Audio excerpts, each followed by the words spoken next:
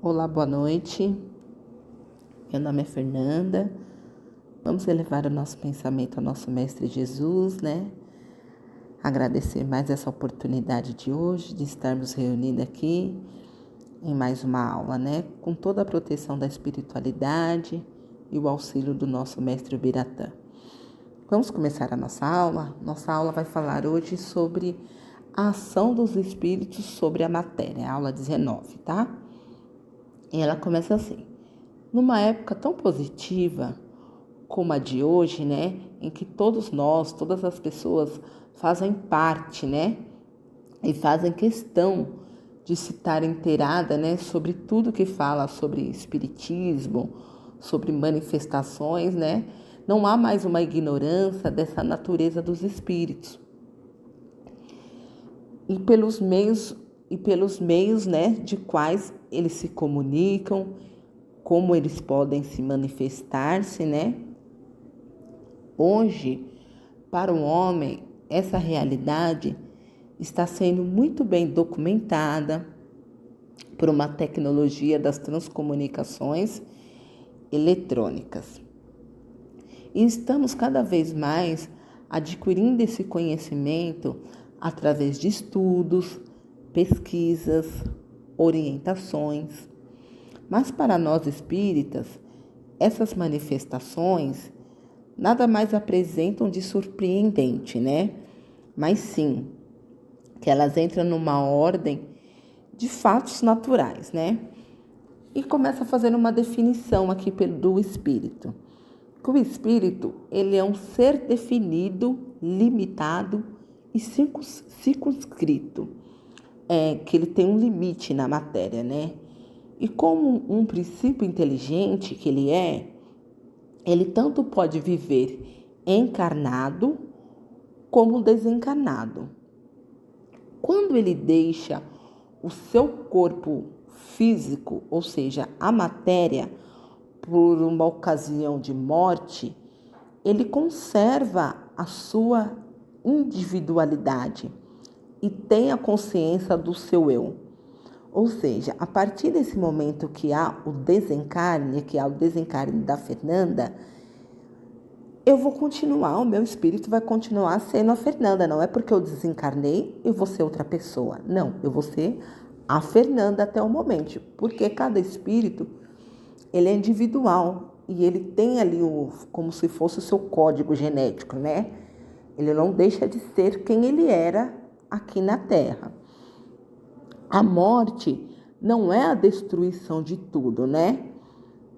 Mas restam os espíritos imortal, que é o nosso espírito, né? E o seu perispírito, que é o quê?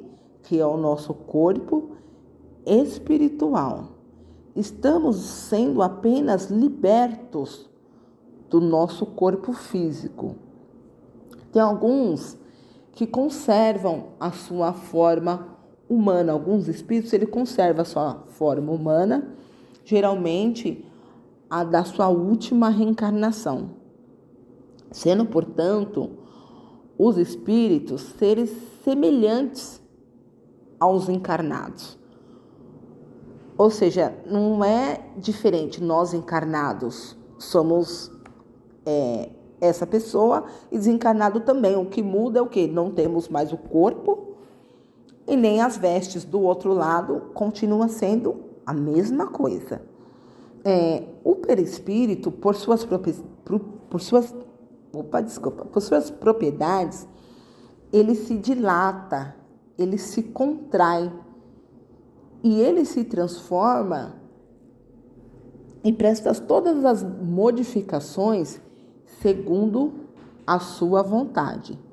São graças a essas propriedades que o espírito, utilizando os recursos, ele se dispõe e pode reconhecer quando necessário exatamente a sua aparência que tinha na vida física. Ou seja, com sua expansibilidade, com as suas mudanças, ele pode se tornar parecido, né? Fisicamente, ou até mesmo com os seus defeitos que possam servir de sinais para reconhecimento de outras pessoas, tá? Comenta Kardec, no Livro dos Espíritos, no item 55, que ele já disse que o espírito é uma chama, é uma centelha divina. Isto se aplica ao espírito propriamente dito, como um princípio intelectual e moral, ao qual ele não se pode atribuir uma forma determinada, ou seja, cada espírito ele vem ali como um princípio intelectual, um princípio moral, e cada um se atribui a uma forma determinada, em qualquer que seja o seu grau de evolução, qualquer que seja o grau que esse espírito se encontre. O espírito está sempre revestido de um envoltório. O envoltório, nós aprendemos aí em umas aulas anteriores que fizemos uma definição, que era corpo, perispírito, espírito, que o envoltório está ali no perispírito. Já foi até colocado algum desenho em algumas aulas atrás. Ou o perispírito, ele fala que cuja sua natureza, ele se eteriza na medida que ele vá se purificando e que ele se eleva através de uma hierarquia espiritual, ou seja, através da sua moral, através da sua conduta. Esse espírito, ele vai se evoluindo, se purificando através dessa longa jornada e dessa nova caminhada. Dessa maneira, a ideia de uma forma, para nós, é inseparável de uma ideia de espírito a ponto de não concebermos esta sem aquela. Ou seja, vamos fazer uma definição aqui. Que o perispírito sozinho não é o espírito. O perispírito sozinho, ele não é o espírito. Como o corpo sozinho não é o homem. Porquanto que o perispírito não pensa. Ou seja, um depende do outro para que haja essa manifestação, essa animação sobre a matéria. E ele é para o espírito o que o corpo é para o homem. Então, o espírito, ele precisa do perispírito para que haja essa animação e que haja sobre a matéria, sobre o nosso corpo físico. Aqui diz André Luiz que o espírito mais sábio não se animaria a localizar com as afirmações dogmáticas, ao ponto onde termina a matéria e começa o espírito. E ele complementa também. Na essência de toda a matéria é energia tornada visível. Toda energia, originariamente, é uma força divina. Essa energia que nos é concedida, né? De que nos apropriamos para interpor os nossos propósitos aos propósitos da nossa criação. E por decorrência, estamos no princípio espiritual, sempre associado ao espírito material. Você vê que é um conjunto, né? Que forma uma organização e uma mente perispirítica, com um peso específico e variável, conforme o grau evolutivo de cada um, numa escala rumo à perfeição. Ou seja, desde quando a gente vem ali na nossa reencarnação, a gente vem naquele princípio ali no começo, né? Formando o nosso corpo espiritual, depois o nosso material.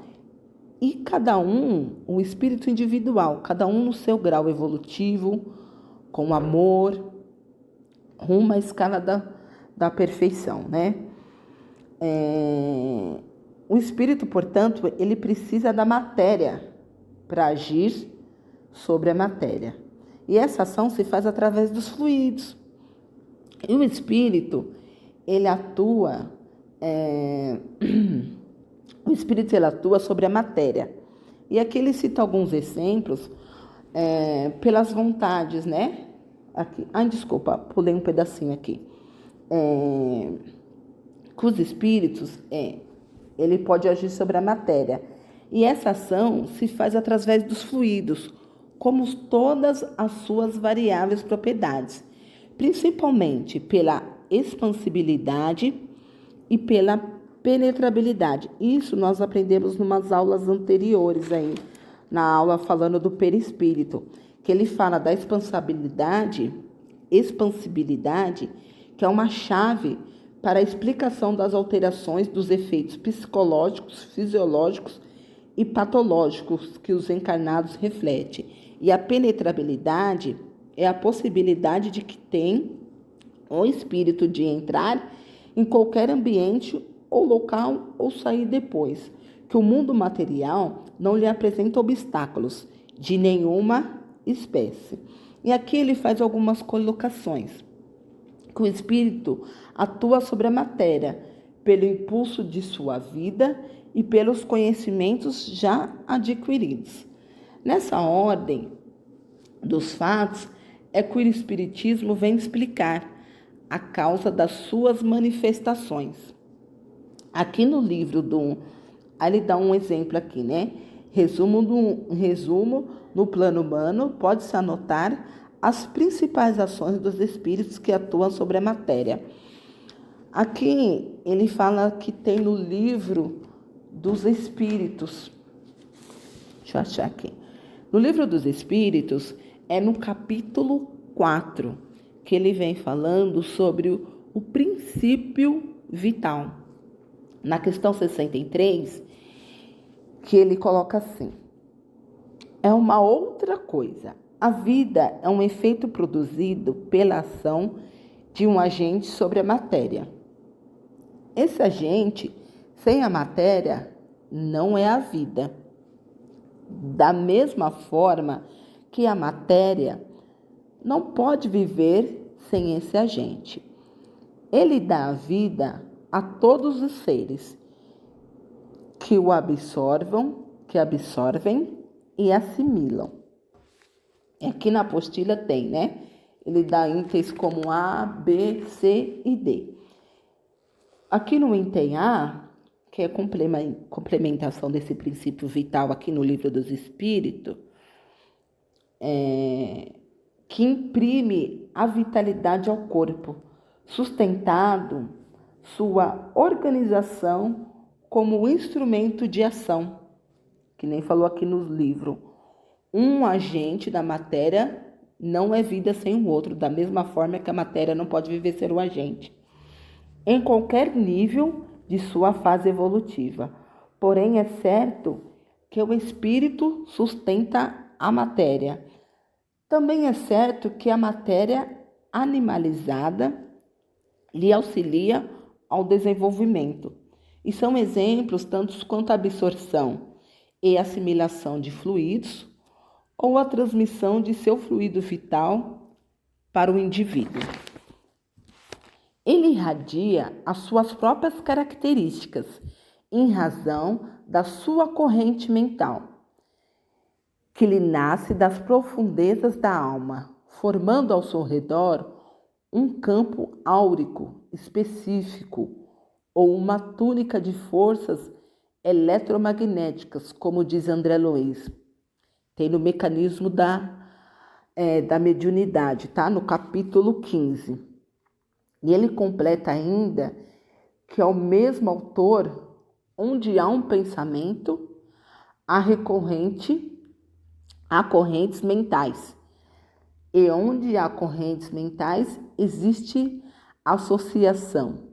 E toda essa associação é interdependência e influenciação recíproca. Ou seja, ali é vice-versa, se irradia ali através da corrente, tanto o receptor e todas essas essas forças, né, eletromagnéticas que têm essa captação através da mente, né, que existe correntes mentais, que fala aqui, que é uma associação tanto do médium quanto dos espíritos. Cria as formas de pensamentos ou imagens, moldes, ao pensar, arrojando-se para fora de si, através de uma atmosfera psíquica que lhe caracteriza a presença. Tem no mecanismo da mediunidade, que é no capítulo 11.